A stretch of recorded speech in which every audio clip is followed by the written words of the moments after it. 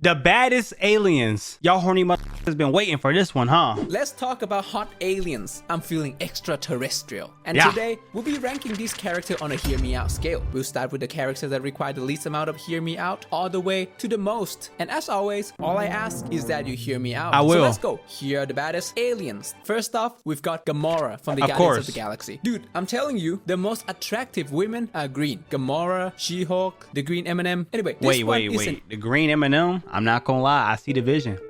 Y'all. Do y'all see the vision? Would y'all smash the green M&M? Would y'all smash this green PNG of people right here? I know some of y'all would. Y'all definitely would smash one of them at least. And y'all cannot tell me y'all wouldn't smash this green M&M like, baby, put that chocolate all in my mouth.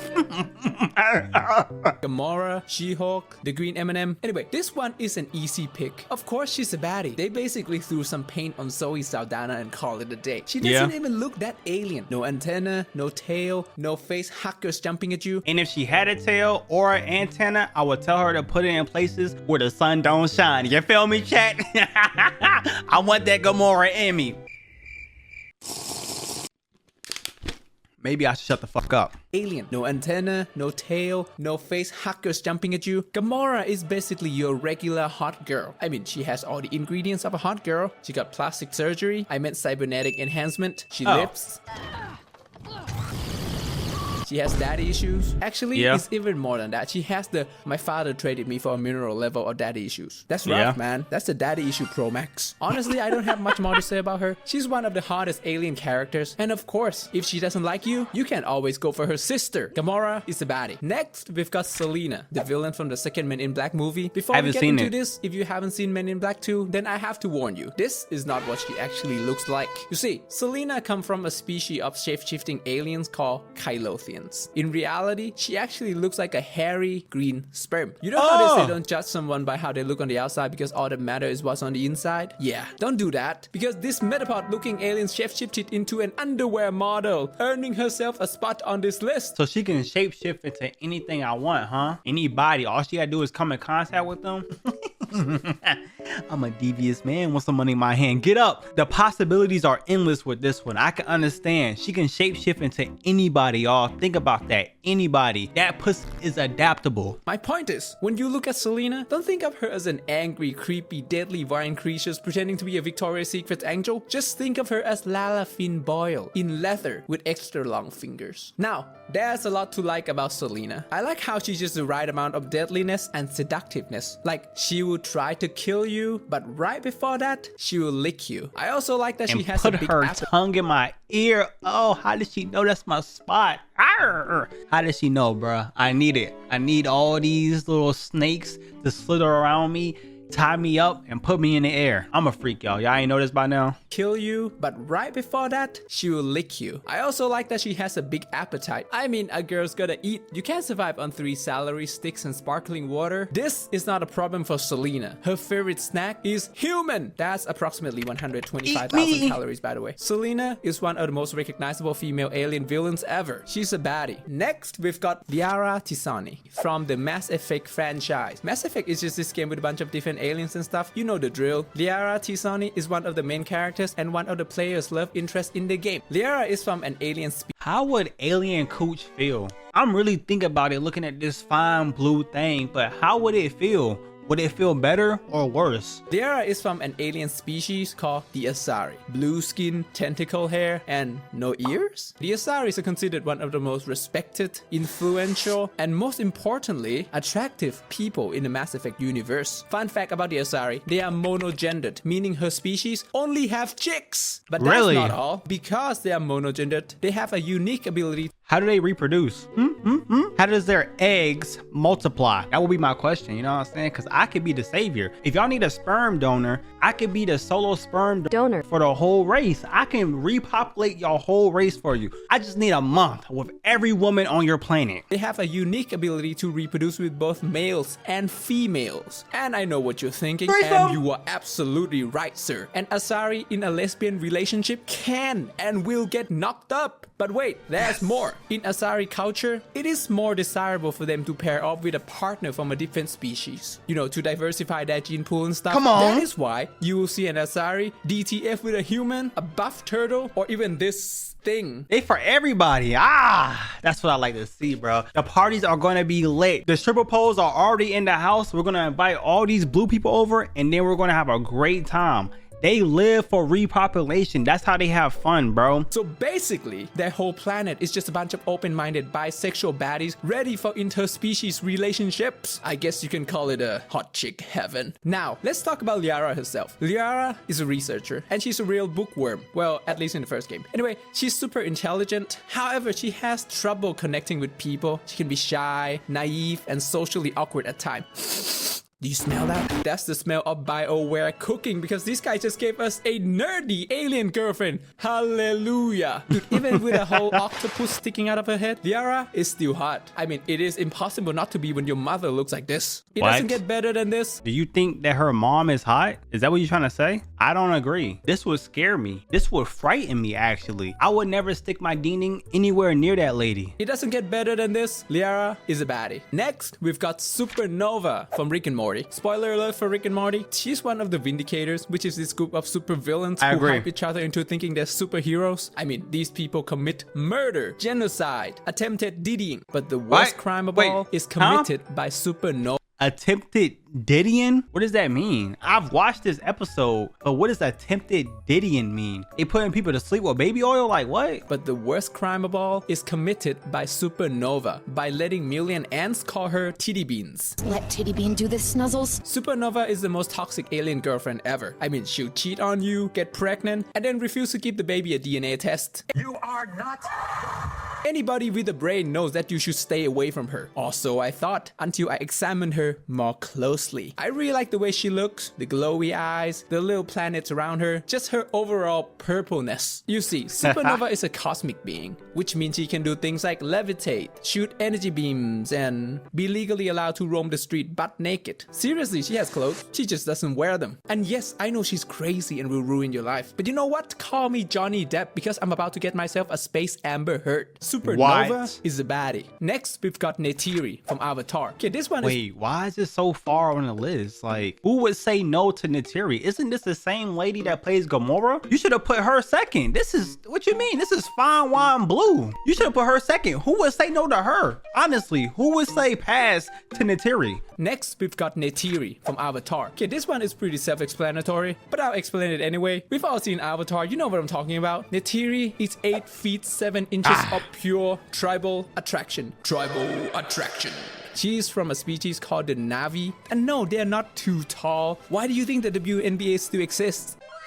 Neytiri is just built to be an alien baddie. You know how people say the eye is the window to the soul? Well, Neytiri removes the wall completely. Her eyes are 4 times the size of a human. You know how people spend money trying to make their skin glow? Well, Neytiri literally glows in the dark. You know how people gotta wax their legs? Well, according to James Cameron, below their eyebrows, these people got 0 hair. If you've already seen Avatar, then you know that this blue alien is wifey material. She's a strong leader and warrior in her own right, but she also loves and support the main character Jake, even after she's seen his human body. Dude, we're like the size of their house cat. That's like the level of loyalty Android 18 has for Krillin. I mean, this guy, Jake, has to fly all the way from Earth to this underdeveloped planet to find himself an alien girlfriend. I thought he was uploaded. This whole time, I've been wrong. I didn't know he flew out there and then uploaded himself. It's been a long time since I've seen Avatar. This dude became an intergalactic passport bro for this. She is just that worth it. Just keep an open mind and you see that Neytiri is in fact a baddie. Next, before we get to that,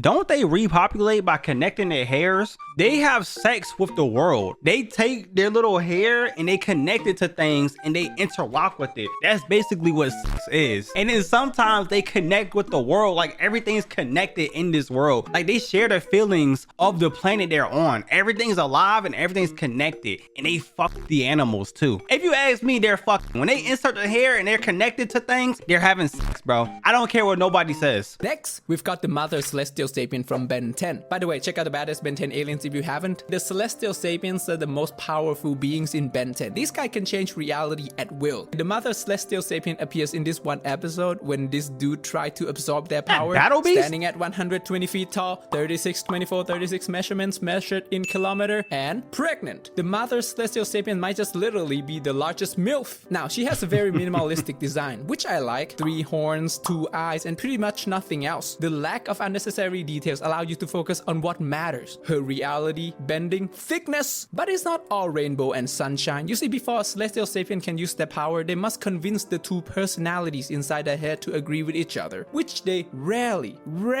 ever do. Like, you're gonna need a Saul Goodman level of negotiation skills to talk this guy into doing anything. They argue so much that by the time a Celestial Sapien can perform an action, a millennia has already passed, which is the same amount of time it takes for your girl to decide what she wants to eat anyway. So it's not too bad. Dude, Dr. Paradox had to hide this guy away outside of the universe so nobody can steal their power, and so that Grandpa Max wouldn't try to rizz it up. And yes, she makes me want to get sucked into a black hole. The mother Celestial Sapien from Ben 10 is a baddie. Next, we've got Viper from XCOM 2. Okay, first of all, I have to make it clear, I'm not into snakes and scales. This is a crazy pull, I'm not gonna lie. I've never seen this snake monster or this snake game in my life. The fact that you had this on deck and ready tells me a lot about you, bro. It tells me everything I need to know about you. You are a freaky ass nigga, and we already knew that, but I just wanted to tell you again that I realized how freaky you are, because where did he even pull this from? Okay, first of all, I have to make it clear, I'm not into snakes and scales and stuff. However, despite Viper looking like cobras with guns, these aliens are just so iconic with so many interesting qualities that I have to add them here. I mean, this guy have got the whole XCOM community in a chokehold. And in case you didn't know, XCOM 2 is this turn-based game. You know, alien invades Earth, XCOM fights back, Viper is one of the enemies in the game. Now, credit where credit is due. Firaxis Studio has managed to give a snake an hourglass shape. That's no easy task. You know how thick you gotta be to have— You are a horny motherfucker, bro. The fact that you can spot this and be like, damn,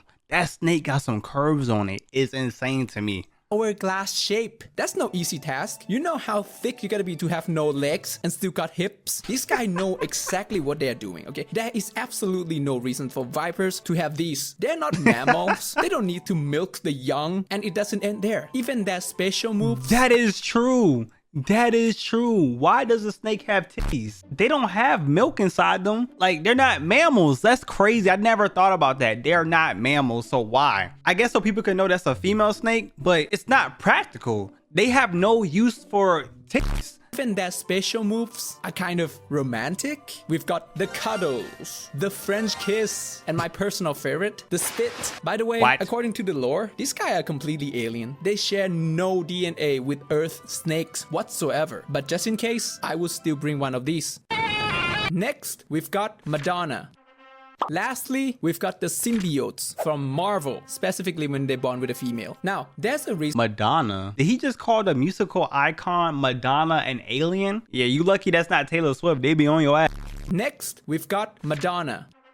Lastly, we've got the symbiotes from Marvel, specifically when they bond with a female. Now, there's a reason why these guys are at the very last spot on this video's Hear Me Out scale. I mean, their body is just slimy, each of their teeth is like a foot long, and their eyes, for some reason, start at the very top of their head. They're kind of scary looking is what I'm saying. And depending on the mood, this thing might just bite your face off. Anyway, despite all of this, let me tell you why it is all worth it. Symbiotes are these goo thing from outer space. The way they work is that they fuse with a host, giving them super strength, durability, and occasionally a body that would make even Prime Sofia Vergara self-conscious. Exhibit A, She-Venom. She-Venom is a combination of Annie Weighing, Eddie Brock's ex-fiance, bonded with the Venom symbiote, transforming this regular everyday lawyer into a 7-foot tall prime specimen of a woman built like an Amazonian, as lean as a bikini competitor. Dude, imagine a Jessica Rabbit type body, but with an 8-pack, setting a beauty standard so unrealistic. A Barbie doll looks like a babushka doll. That's the best thing about symbiotes. They can—